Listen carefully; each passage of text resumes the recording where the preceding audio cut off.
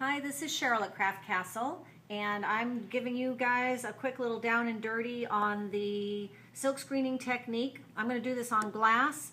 Supplies, Gumtex powder from Wilton. You can get that at Michael's, craft stores.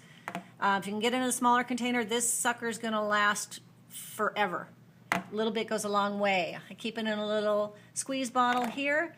Need yourself a palette knife or a plastic knife, or your paintbrush back will do. That's just for mixing up. You got your black paint, a little container for mixing. I've got myself a little water bucket, some paper towels, and I'm set to go with my little stencil here. This guy's a Martha Stewart stencil. I take my stencil, it's got a sticky tacky side and a smooth side. Sticky tacky side goes against my surface. I'm going to take a little bit of my paint. I use Mako Stroke and Coat. So I'm going to put some of this in here, a little blob. I'm going to mix in a little bit of the Gumtex powder. Again, a little bit goes a long way. The Mako information sheet on this says that you want to mix this to the consistency of shoe polish.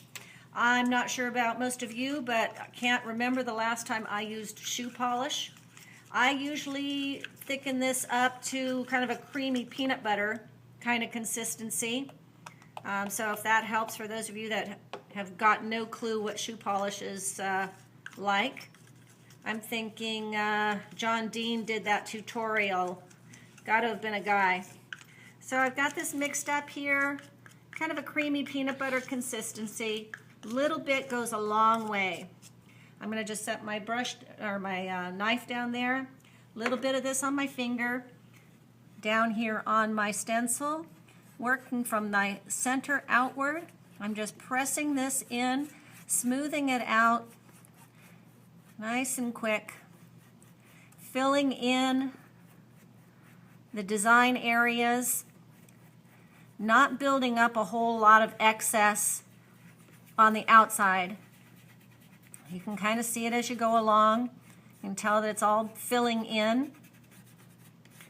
Mix, mix, mix. Brush, brush. Now the back of my stencils don't have a whole heck of a lot of tackiness left on them. We use them a lot. I let my customers use them. This is super easy for kids. You have mom hold the stencil in place. The kids just smear this stuff into the stencil. Super fun. I've done it with kindergartners, homeschool groups, ladies' night. I'm doing it here on glass. We've done it on fabric as well. Done it on, obviously, our ceramic pieces. But as you can see here, it just takes a couple of minutes. Smearing this all on. Got my whole thing in there and covered pretty much. Okay, good enough. You guys get the concept. And then we're going to just go ahead and get an edge of this and lift it off. Ooh, ah. So then I'm going to take this silk screen.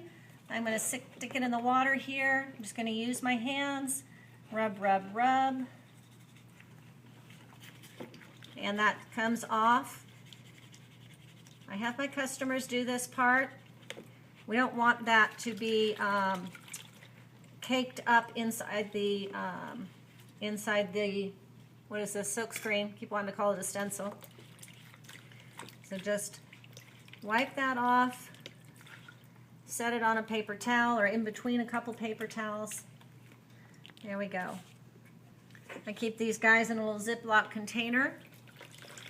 Now, if I had some goobers, some little spots where it got messy, I can clean that up with a Q-tip. You just wet the head of the Q-tip here a little bit, roll it between your fingers, and I can do some quick little cleanup. You want to allow this to dry real well before doing anything else to it. If you're doing it on glass, I'm going to put another layer of glass on top.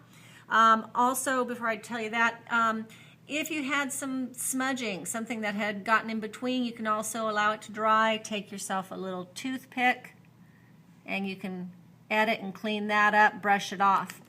For me, when I do it on glass, once this is dry, I go ahead and I take the whole thing, I flip it over, set it down thusly, and then I would put my design pieces of clear glass on top of this side. I fire it paint side down on a piece of thin fire. Works awesome. Have fun with it, guys. Thanks.